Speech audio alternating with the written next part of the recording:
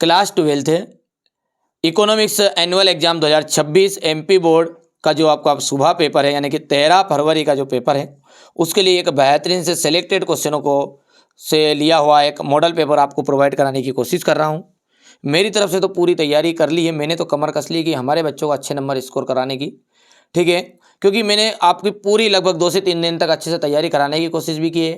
एक special PDF भी आपके लिए प्रोवाइड करा दिए, जो नहीं लिए है बच्चों ने तो वो स्पेशल पीडीएफ आप एप्लीकेशन के अंतर्गत जाके यानी कि प्ले स्टोर से ऐप को डाउनलोड करना है, वहाँ से आपकी सारी चीज़ें मिल जाएगी, जो जिसकी लिंक जो है डिस्क्रिप्शन में एक वीडियो भी प्रॉपर बना दिया है ताकि आपको समझ में आ जाए किस तरीके से आपको पीडीएफ मॉडल पेपर सॉल्यूशन सब मिल जाएगा।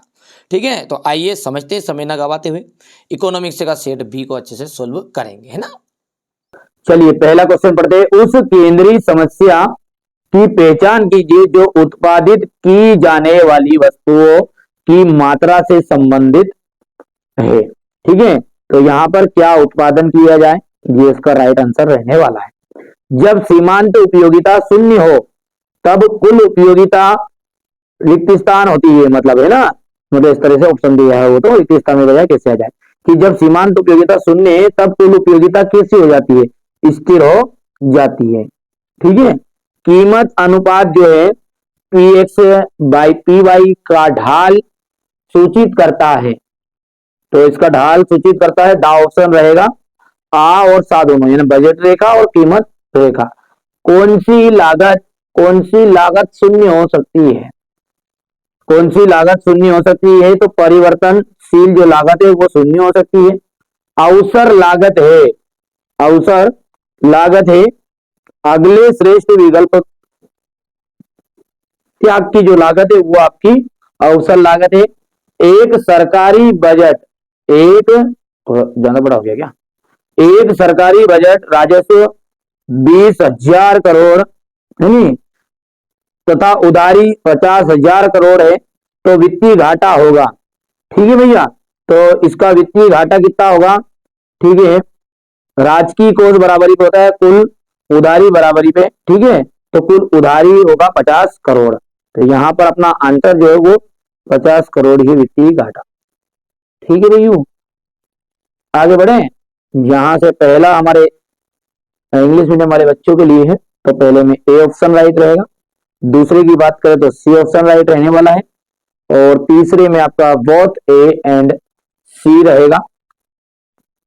ठीक है भैया, जल्दी बोलो जल्दी बोलो जल्दी बोलो।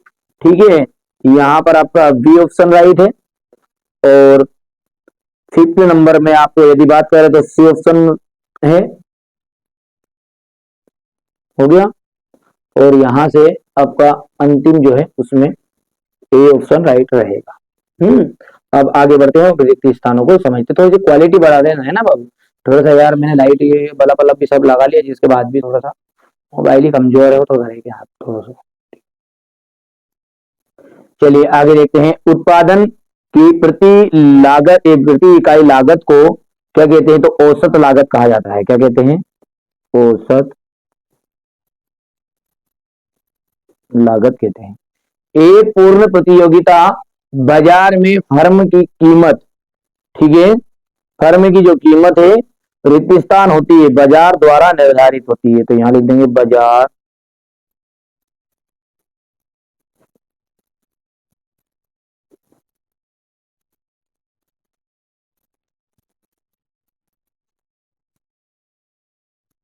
निर्धारित होती है।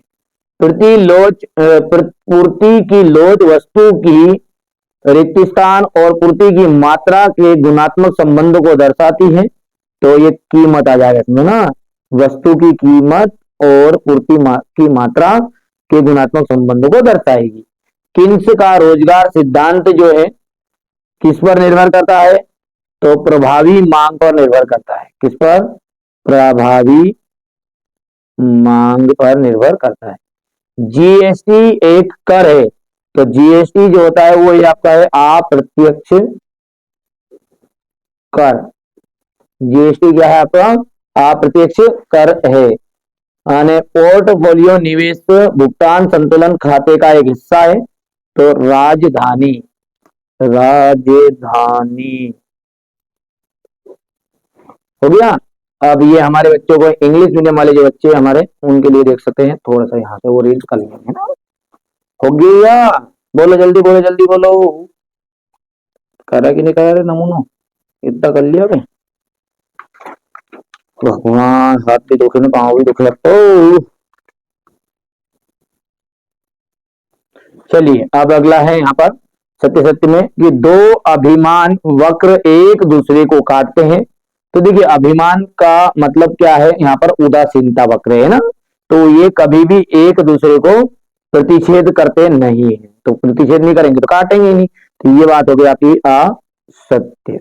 दूसरा है परिवर्तनशील लागत जो है शून्य हो सकती है। बिल्कुल सही बात है कि परिवर्तनशील लागतें वे होती है जो उत्पादन के स्तर के साथ बदलती रहती है। यदि उत्पादन शून्य है तो परिवर्तनशील भी लागत भी शून्य होगी, तो ये बात हो गई आपकी सत्य। कीमत उस बिंदु पर निर्धारित होती है जहां वस्तु की मांग और वस्तु की पूर्ति बराबर होती है। ये भी प्रूव बात है आपका स्टेटमेंट। मजदूरी एवं श्रम, मजदूरी एवं श्रम पूर्ति के बीच धनात्मक संबंध होता है क्या? तो मजदूरी और श्रम के बीच में, ठीक है, धनात्मक संबंध होगा, क्योंकि सामान्य तौर पर जैसे जैसे मजदूरी बढ़ती है श्रम की आपूर्ति भी बढ़ती है, क्योंकि लोग अधिक वेतन पर काम करने के लिए अधिक और ज्यादा अधिक इच्छुक होंगे। तो ये बात आपकी प्रूव हो गई सत्य है। निवेश को भौतिक पूंजी स्टॉक भी कहा जाता है, ठीक है, तो बिल्कुल सही बात है ये भी आपकी। और संतुलित बजट में जो आय है वो ज्यादा होती है व्यय से नहीं, दोनों ही बराबर होती है। कैसी होती है? दोनों बड़ी छोटी नहीं रहती, दोनों कैसी रहती है? बराबर। जितनी आय उतना ही खर्चा, ठीक है। आगे बढ़ा दो जुलूस को है ये। अब पहला दिखने दिखे रहे, दिखेगा छोटा कर दो यहाँ, ये लाइन दिखेगी आपको।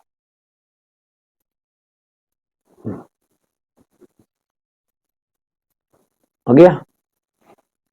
पहला जो है वो आपका फॉल्स है, दूसरा जो रहेगा वो ट्रू रहेगा। थर्ड वाले की बात करें तो ये आपका ट्रू है, फोर्थ भी आपका ट्रू रहेगा और फिफ्थ भी, और लेकिन जो सिक्स वाला है वो आपका फॉल्स रहने वाला है। चलिए अगला क्या कह रहा है, जोड़ी का मिलान आपको कर लेना है। निम्न कोटि यानी निम्न गुणवत्ता वाली वस्तुएं जो है वो क्या है, यहाँ पर बात करें अपन तो गिफिन वस्तुएं, ठीक है, गिफिन वस्तुएं।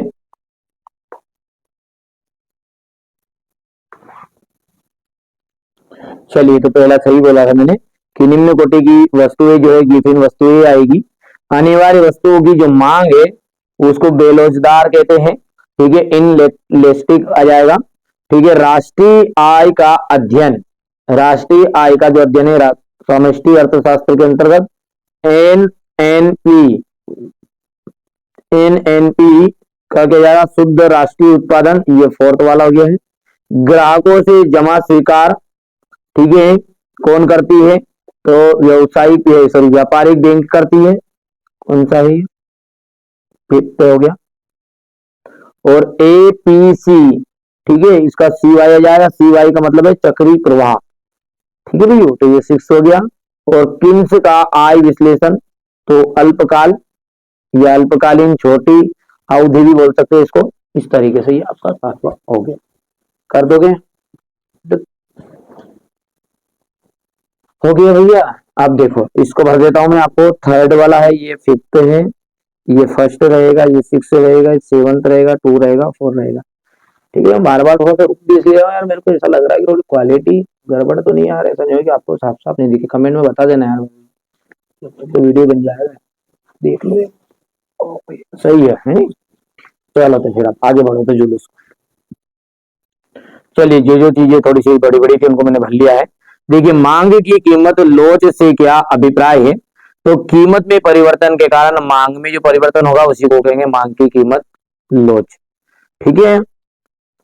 अगला है राष्ट्रीय आय के आकलन में किसी वस्तु या सेवा का जो मूल्य एक से अधिक बार शामिल करना क्या कहलाता है? दोहरी गणना कहलाता है।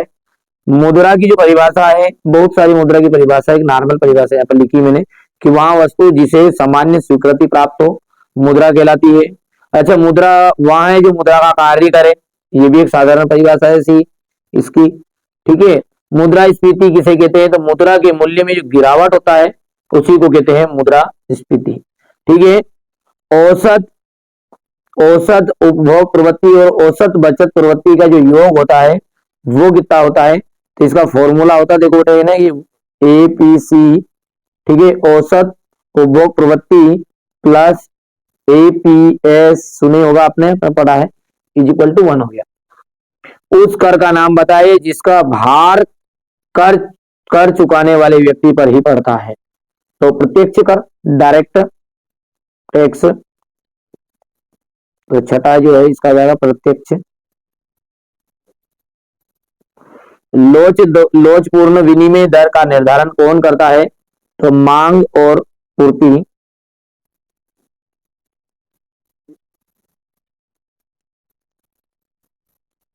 हो गया ये यहां से, और ये इंग्लिश मीडियम वाले बच्चे करेंगे। ठीक है, जिन बच्चों ने अभी तक नहीं लिया है वो जरूर जाके कर सकते हैं। ठीक है, क्वेश्चन नंबर जो 6 है आपका, ये क्या कह रहा है? अर्थशास्त्र की विषय वस्तु क्या है? सीमांत उत्पादन क्या है? फलन उत्पादन, उत्पादन फलन किसे कहते हैं? सीमांत उत्पाद किसे कहते हैं? देख सकते हैं आप। ठीक है, इसके बाद में, ठीक है, ये यहाँ पर है। ठीक है भैया, यहाँ से ये क्वेश्चन नंबर 13 है, ये 14 है, 14 के बाद में ये सारे क्वेश्चन का आंसर मैंने डाल दिया है। फिर भी जो बच्चे चाहते हैं कि नहीं यार हमको प्रश्न ही बता दो, तो यहाँ प्रश्न देख लो, स्पेशल पीडीएफ भी ले लेना, बस आपका काम हो जाएगा। और अगले पेपर से जरूर आप मॉडल पेपर के साथ ही लोग जुड़ो, तो कि ताकि स्पेशल पीडीएफ तो उसमें फ्री भी आती है, उस फोल्डर में अपना आप आ जाएगी। एक अलग से भी फोल्डर बना रहता है स्पेशल पीडीएफ का, तो उसमें नहीं जाना। जिन बच्चों ने मॉडल पेपर ले लिया है पहले से ही, वो केवल उसी मॉडल पेपर के फोल्डर में जाओगे तो आपको समझ में आ जाएगा ना, उनको फ्री है, उनको अलग से खरीदने की ज़रूरत नहीं है। चलिए, हो गया इतना, ये यहाँ पर हो गया। ये क्वेश्चन नंबर 20 है आपका, क्वेश्चन नंबर 21, ये 22, और सारे मॉडल पेपर को एक साथ से सेलेक्ट करना है। वो आप वीडियो देख लेना, आप तो सीधी सी बात है, यहाँ क्या बताऊँ उसके बारे में। हो गया पक्का, ये 22-23 क्वेश्चन हो गए पूरे। चलिए, तो ये आपका पेपर इस तरीके से मैंने खत्म कर दिया। चलिए, तो ये मैंने आपको बताया है मोस्ट इंपॉर्टेंट क्वेश्चनों से भरा हुआ एक सैम्पल पेपर, जो कि सेट बी मैंने नाम इसका दिया है। एक पेपर सेट सी है और डी है। ठीक है, और चैनल के साथ बने रहिएगा, कुछ भी चीज़ रहेगी थोड़ा मैं प्रश्नों के साथ थोड़ा निकालने की कोशिश करूँगा। ऐसा नहीं है कि नहीं यार अपन राजा हरिश्चंद्र है नहीं। ठीक है, कोई सी भी चीज़ अपने पास अपडेट आएगी तो आपको तुरंत बता दिया जाएगा। चैनल पर एक्टिव रहिएगा बेटा। कभी क्या होता है कि 3 नोटिफिकेशन आती हैं, तो नोटिफिकेशन नहीं पहुँच पाए आपके पास में। क्यों नहीं पहुँच पाएगी? क्योंकि 10th भी है, 9th भी है, 11th भी है। ठीक है, तीन वीडियो इनके डल गए तो आपका इकोनॉमिक्स का नंबर ही नहीं आएगा। फिजिक्स में का डाल भी दिया तो कहीं का। तो इसलिए भाई साहब, चैनल पर कोई प्लेलिस्ट को आप चेकआउट कर लेना, प्रॉपर आपको गाइडेंस मिलता रहेगा। ठीक है।